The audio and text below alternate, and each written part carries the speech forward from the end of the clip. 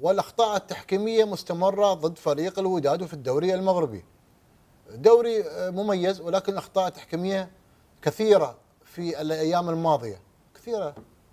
بغينا نحضر مباراه معينه لفريق الوداد، عدم حضور الجماهير، اخطاء تحكيميه.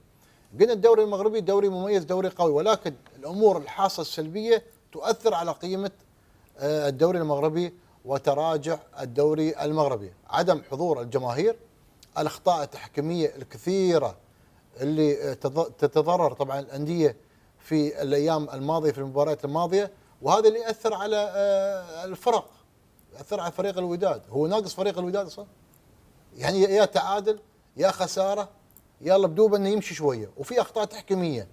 اتمنى ان شاء الله من الجامعه الملكيه او الاتحاد المغربي تسليط الضوء على الاخطاء التحكيميه الكثيره التي تصاحب الدوري المغربي في الفترات الماضيه. الاخطاء كثرت، كثير الاخطاء، بالحضور الجماهيري او بدون الحضور الجماهيري، اخطاء كثيره وما تخلص. ما شاء الله كابتن عادل، دائما الاخطاء تؤثر على قيمه الدوري المغربي. امور صعبه تعرض لها نادي الوداد، الامور هذه ليست وليده اللحظه، اخطاء اداريه، اخطاء فنيه متراكمه الامور. صحيح. ولكن